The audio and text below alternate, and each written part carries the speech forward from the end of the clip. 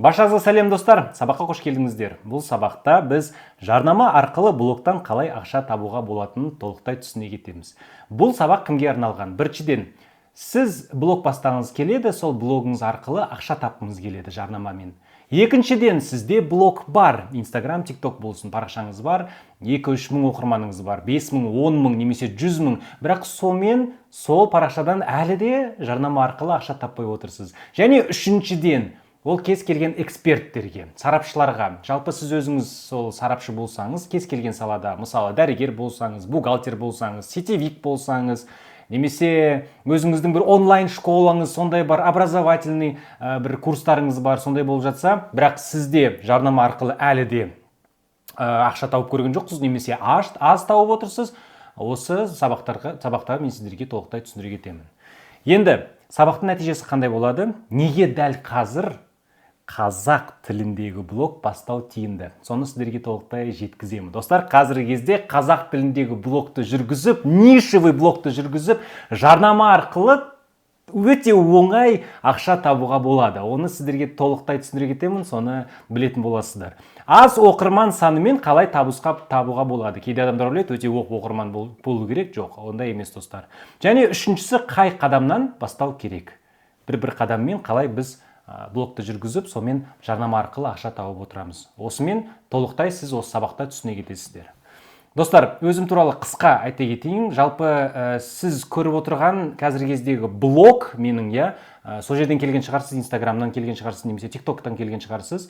Дәл сол SMM бойынша блог. Мен 3 жыл болды осымен айналысып жүргеніме. Мен парақша жүргізу бойынша үйретемін. Сондай жалпы сабақтарым да бар. Сол адамдар менен оқып, парақшасын дамытып, қаралым жинайтын.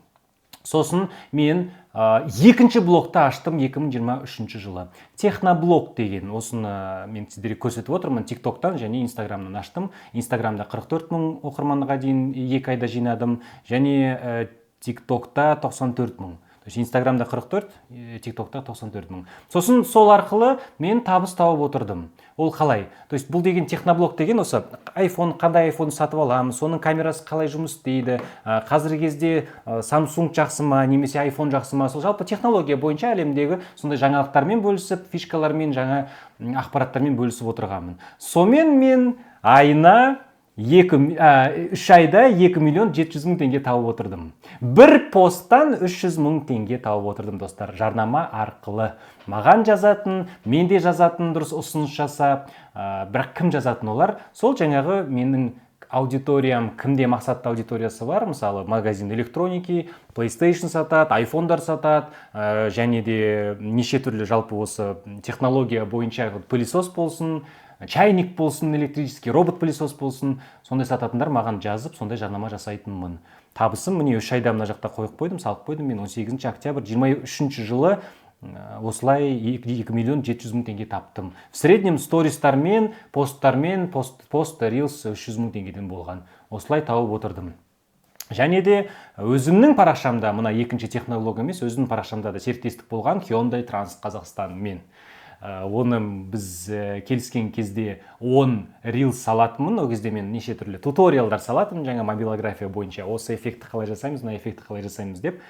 Сол Hyundai Транс Қазақстанмен енді сіздерге бағасын ашып айта алмаймын негізі, қалай айтсам болады. Былай айтайық, Дубайға семьяңызбен 3 рет барып келуге болады. Вот сондай 10 роликке төлем жасады, бір айда сол 10 роликті түсіріп салып тастадық мысалға. Hyundai Транс Қазақстанмен серіктестік болды осындай. Жалпы, достар, сіздерге жеткізейін дегем, блог арқылы өзіңіздің нишаңызды түсінсеңіз, нишаны таңдап, қандай брендтерге жарнама жасауға болатынын спокойно, оңай ақша табуға болады.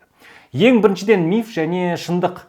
Миф бізде 1 миллион подписчик болу керек деп ойлайды адамдар. Жоқ, достар, 1 миллион подписчик болу керек емес. Даже 2-3 оқырманмен, мақсатты аудитория жиналғанмен, сапалы аудиториямен де жарнама жасап ақша табуға болады. Мысалы, Перизат деген бұл жерде маникюр бойынша обучение жасайды, соның блогында қарасаңыздар 2276 оқырман бар, ол 2 айда 400 мың теңге тапты жарнама жасап. Вот кім, ойласаңыздар, кім жасайды бұндай блогтарға жарнама? Достар, мен сіздерге түсіндіре кетейін. Бұл жерде Перизат ханым жалпы маникюр жасап, нейл мастерлерді шығарады. 2276 оқырман дәл сол нейл мастерлер.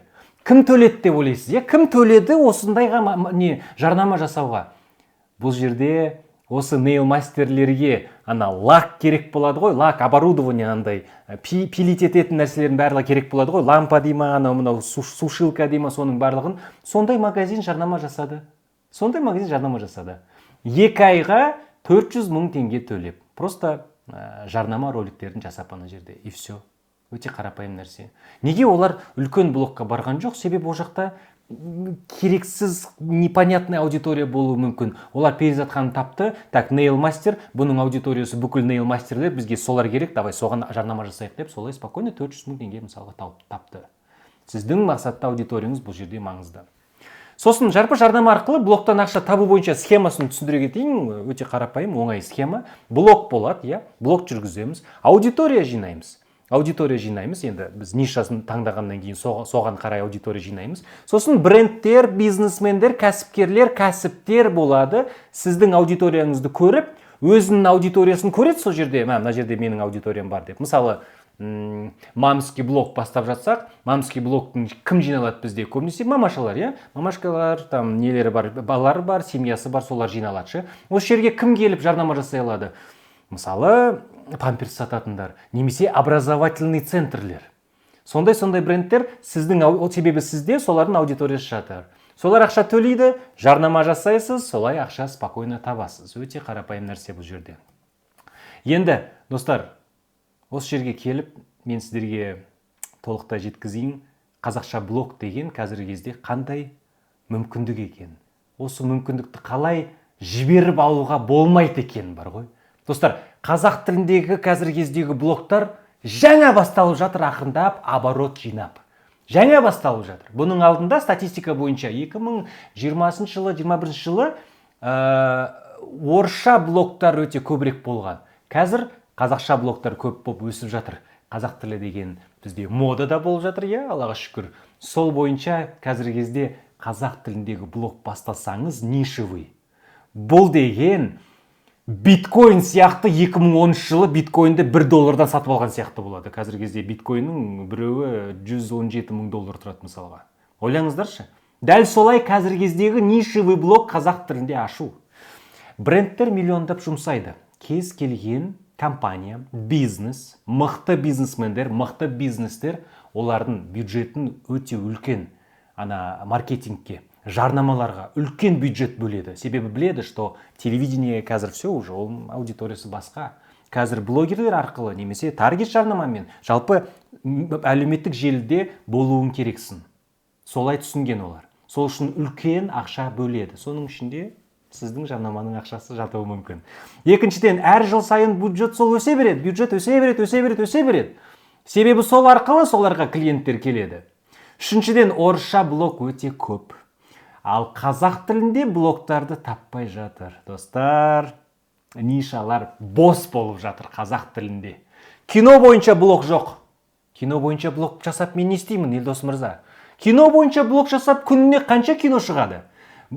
Айына қанша кино шығады? Айына 10-12 кино шығып жатса, 15. Қазақтарымыз қазір деген бум болып жатыр ғой кино бойынша. Әрбір киноға жарнама жасауға болады.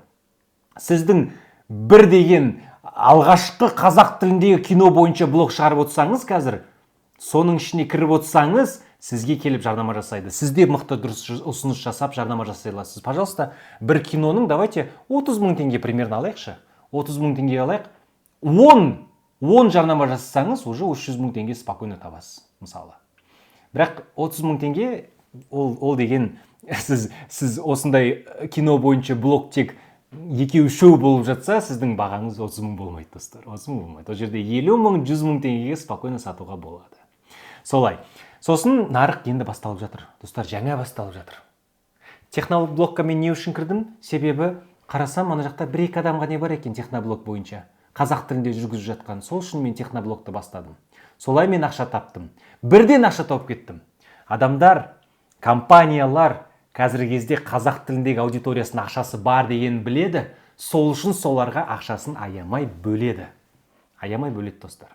Сол себеппен осы кезде қазақ тіліндегі нишевый блогты таңдап, бастап кетіп, ақша табуға үлкен бір мүмкіндік болып жатыр. Мысалы, Fishfried деген мейрамхана бар. Бұл жерде Лаура ханым деген осының қалаушысы, олар деген айына 10 миллион теңге жұмсайды маркетингке, жарнамаға, таргетке. Мына блогерлерді мысалы көрген шығарсыз, тамақ жейтін блогерлер бұлар ше, отырады естіп, как вкусно, мы сегодня впервые пришли в этом ресторане, вы знаете, рыба самая вкусная деп отыратындар. Олар знаете қанша табады? Олар айына где-то біз ана кезде санадық. Мына өйстіп тұр ғой мына жігіт, Пашкевич деген, парақшасына көрсеңіздер, Пашкевич деген. Ол деген маусым айында осы жылы мысалға 3 миллион ба, 3,5 миллиондай примерно тапты. Он жарнама жасап. Оның жарнамасы бір роликі 250 мыңнан бастап жоғары кетеді. Бір рилс үшін. Представляете? Бір рилс үшін.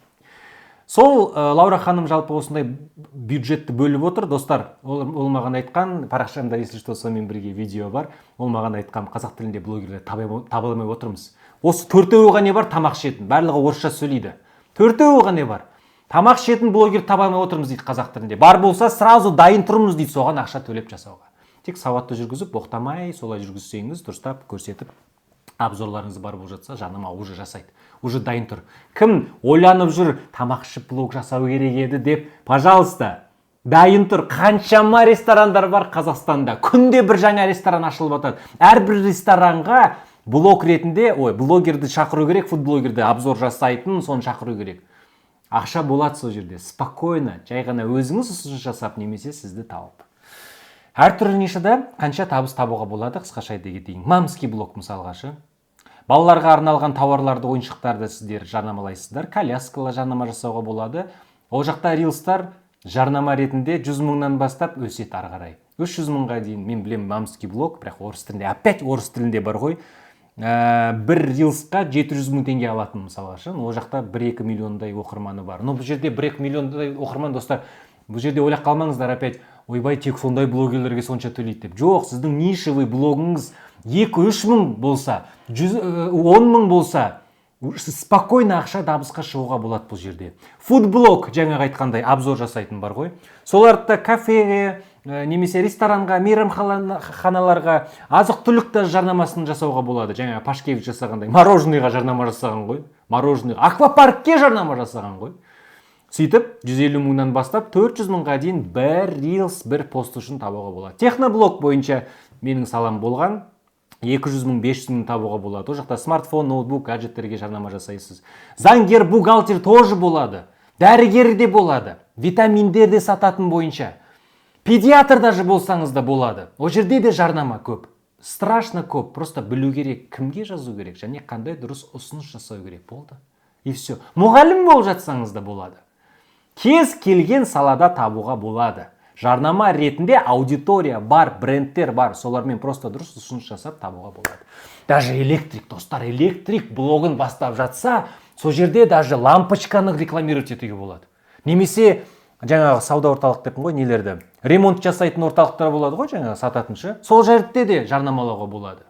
Блогыңызды өсіріп жасап мысалға. Өте оңай, даже электрикке. Кез келген салада болады. Сізге не оңайды сонымен? Жалпы қаралым оқырман жинау қазіргі кезде өте оңай. Өте оңай. Инстаграм, TikTok келді бізге. TikTok келді де көрсетті. Міне, рекомендацияға шығатын нәрсе болды. Инстаграм қаратты, сразу TikTok сияқты рилсті шығарды. Сөйтіп қазіргі кезде рекомендацияға кез келген видео шығады. Қазір 2025 жыл, 2015-17 емес, сол кезде өте қиын болған көтерілуге, кім көтерілді сол кезде көтеріліп кетті, бірақ қазіргі кезде Инстаграм, TikTok жаңа ашылып жатқан блогтарға күшті мүмкіндік беріп жатыр. Ол даже Адам Моссери өзі айтқан, Инстаграм директоры, жаңа блог ашсаңыз, видеоларыңыз рекомендацияға шығарамыз. Достар, кез келген видео рекомендация шығады. Просто ол жерде көп қаралым жинау үшін сыртқы контент таңдау керек. Және де басында дұрыстап назар аударту керек. Болды. Монтаж, ана жерде ойбай студияда түсір керек емес, өтірік подкаст сияқты отырады ғой, андай жасым 34-те, анау-мынау деген сияқты. Керек емес ол нәрсе. Алгоритмдер жаңадан бастаушыларға көмектеседі, күштілеп көмектеседі, жаңа бастап жатсаңыз. Бірден 2-3 мың оқырман деген жинау деген вообще 2-3 видеодан уже жинап жүруге болады. Сыртқы контент жасап көп қаралым жинауға болады. Сыртқы контент деген ғана не екенін түсінсеңіз, тақырып жалпы көп қаралым жинайтын сіздің нишаңызда, таңдалған нишаның бойынша салып түсіндіріп басына назар аудартсаңыз, все, спокойно жинап алуға болады. Мысалы, менің шәкірттерім мына жақта Рауан ханым стилист ретінде міне маған 4000 оқырманмен келген, қазіргі кезде 43 000 оқырманы бар. Стилист ретінде күшті фишкасын тауып алды өзінің видеосында.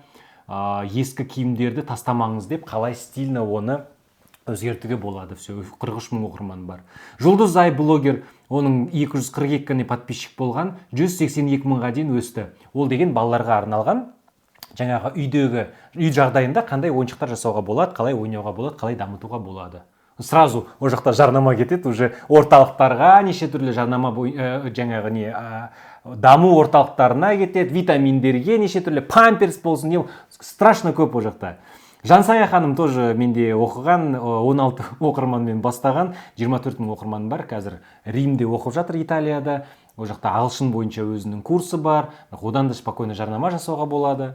Менің міне Асаба Берік мырза, Жорабеков мүмкін көрген шығарсыз, 16 000 оқырманмен келген, уже 152 000 жинап алды. Майра ханым мұғалім 1600-мен келді, қазіргі кезде почти 18 000 оқырман болды. Видеолары 4 миллиондап қаралым жинап жатыр. Өте оңай нәрсе, достар. Қаралым жинап қазіргі кезде өсу. Вообще қиналатын нәрсе жоқ бұл жерде. Тек тақырыпты таңдауың керексің, сыртқы контент ретінде, және басында дұрыстап назар аударту керек. Міне, видеолар деген миллиондап қаралым жинап жатыр. Арасында жаңағылар ғана емес, басқалар да бар бұл жерде. 4 миллион, 2-3 миллион де бар, 262 000, солай жинауға болады, достар. Өте оңай жинау. Негізгі құпия, достар, осы жерде сіздерге кішкене айта кетейін.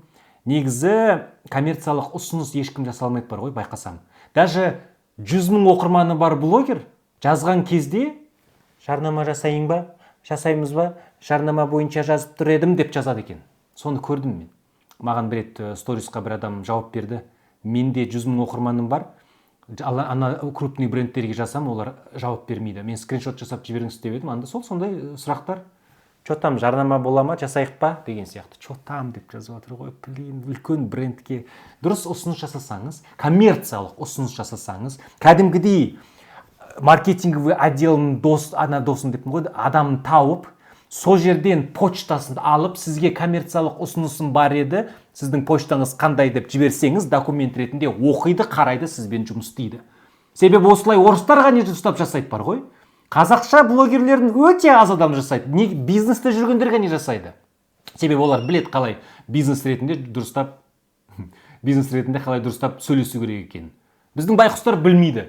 2-3 000 оқырман даже отырады да, білмейді қалай осыны суши пиццасын сөйтіп жей отырады, жарайды бартермен істеп отырады. Керек емес бартермен суши пицца.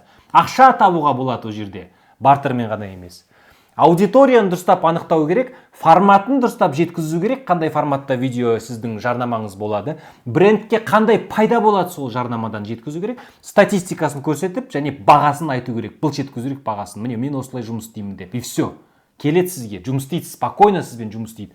Күтіп отырмаймыз, қашан менде маған келіп жазады екен деген сияқты. Жоқ, өзіңізді спокойно жазасыздар. Автоблогер бар менің досым Санат мырза. Ол деген автоблог арқылы, енді қазіргі кезде санаулы бар ғой, түрі бар, мықты автоблогердің іші. Осы Санат мырза 5-інің ішіне точно кіреді. Номер 1 бізде Олжас Оқас. Кстати, Санат мырза алғашқы блогер Mercedes Қазақстан компаниясына кәдімгідей жарнама жасаған. Алғашқы қазақ тілінде болған. Ол да айына 2-3 миллион теңге спокойно тауып отыр. Бұл жерде бір қызықты нәрсе бар.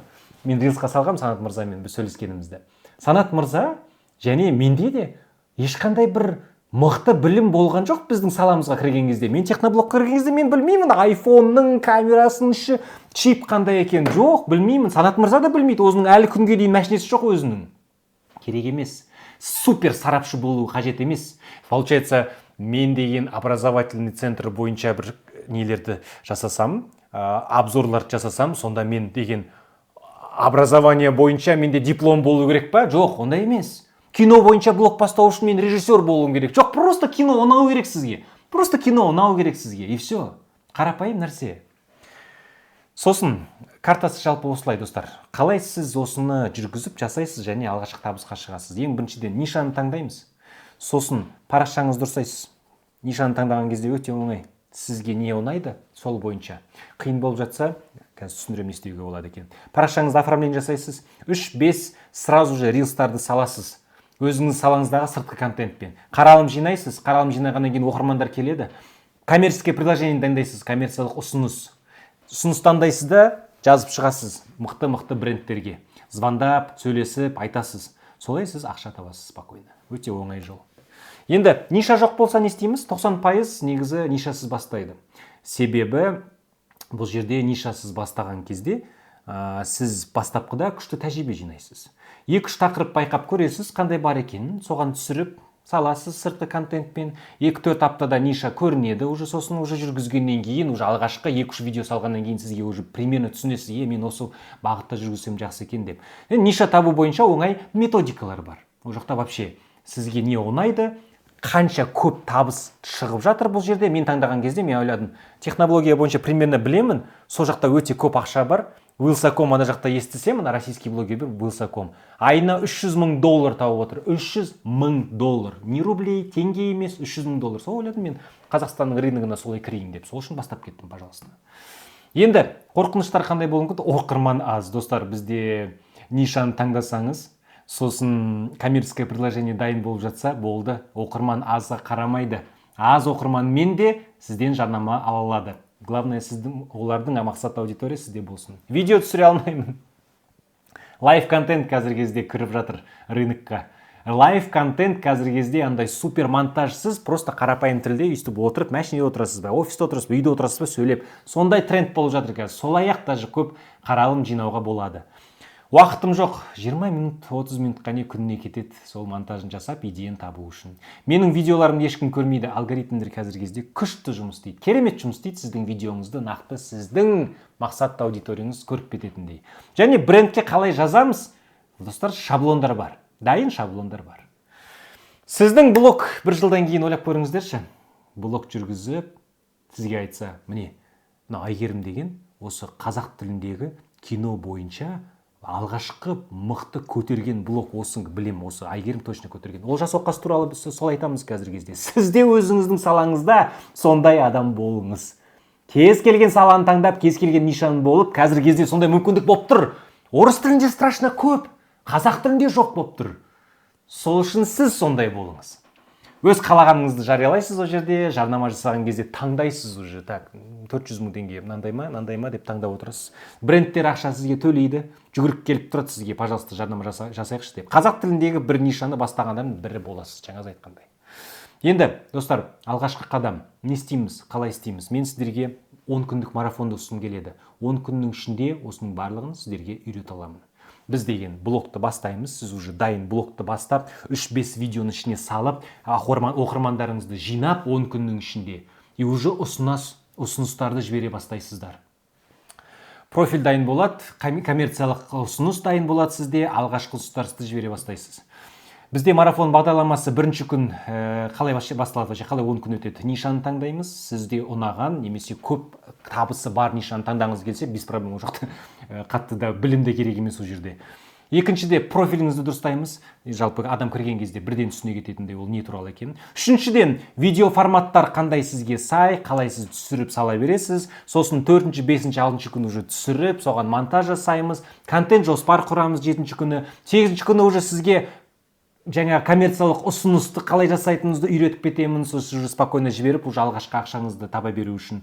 Хабарлама қалай жазамыз, вообще қалай олардың номерлерін табамыз, соның барлығын үйрете кетемін. Және үлкен брендтермен қалай сіз жұмыс істеу үшін, қалай сізге 500 000 теңгедей бір-ақ рилсын сізге жаңағы төлем жасау үшін, соны толықтай 10 күннің ішінде үйренесіздер. Осы потоктың қатысушыларына менде тағы бір сюрприз бар. Жалпы аралығыңыздағы бір блогты таңдап, кім күшті осы потокта әдемілеп блогын дамытып жасап кетеді, соларға өзін тауып берем, жарнаманы 50 000-нан бастап 300 000 теңгеге дейін. Бұл жерде салаңызға қарай. Достар, орындар шектеулі, біз дүйсенбі күні бұйырса бастаймыз.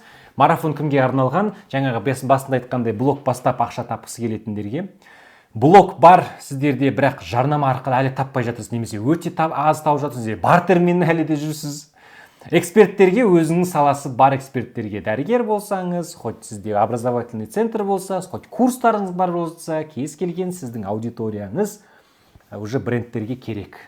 Сол үшін бұл жерде де сіздерге де үйреніп кетуге болады. 10 күннің ішінде, достар. Мен осы жарнама туралы сондай бір мықты блогер болғым келеді бар ғой. Осы Елдос қазақ тіліндегі мықты аккаунттарды көтерген, осы көмектескен деп, осындай атым шықсын деп ойлаймын бар ғой. Осы 10 жыл, 20 жыл өтеді, Википедияда жазылып тұрсыншы.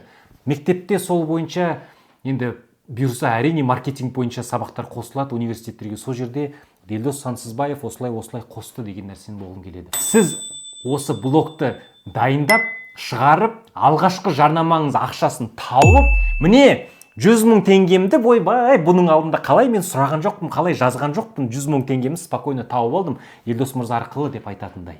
Вот менің мақсатым сол. Сол үшін дайын болсаңыз, сол үшін сіз жаңағы блог арқылы ақша тапқыңыз келсе, келіңіздер, қатысыңыздар. Қатысу үшін просто маған айта кетейін, орындар бізде шектеулі. Дүйсенбі күні бізде бұйырса басталады, соған үлгеріп қалыңыздар.